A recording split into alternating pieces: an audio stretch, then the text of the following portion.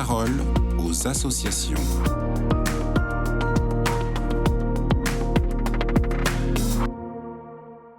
Bonjour à tous, bienvenue dans La Parole aux associations. Aujourd'hui, je suis avec Laetitia Navarro, la présidente nationale de la jeunesse ouvrière chrétienne. Alors Laetitia, le C de la JOC signifie chrétienne, comment le portez-vous ?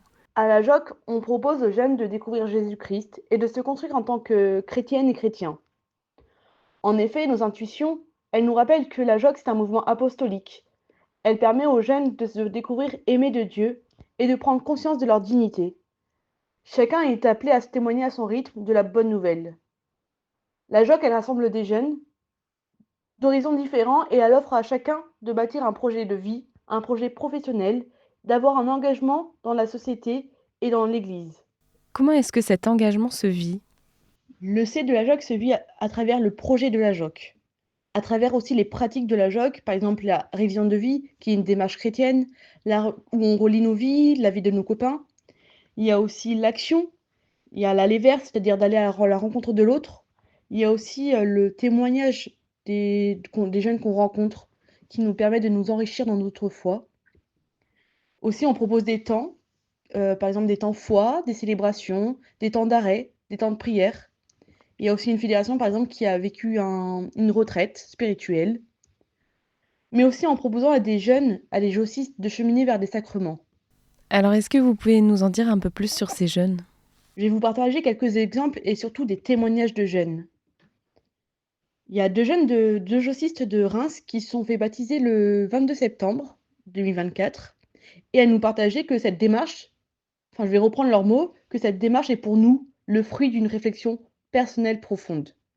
Depuis maintenant 1 an, nous ressentons le besoin de nous engager pleinement dans la foi chrétienne. Le baptême représente une nouvelle étape de notre vie, celle où nous prenons conscience de notre identité de chrétienne et nous faisons le choix de vivre en accord avec cette foi. Depuis notre intégration dans le groupe, qui est la JOC, nous avons vécu le partage et l'attention aux autres. Et nous nous engageons aujourd'hui à poursuivre avec la JOC, à vivre pleinement ses valeurs et pratiquer notre foi à travers l'action et la fraternité. Il y a aussi une jociste à Angers qui s'appelle Eva, qui a reçu le sacrement de la confirmation et qui nous partage qu'avec la JOC, elle a redécouvert la foi grâce au partage, aux célébrations, mais qu'il y avait aussi l'expérience de la Journée mondiale de la jeunesse, les JMJ, qui a joué, qui a tout fait déborder. Ce jour-là, elle avait vu l'Esprit Saint.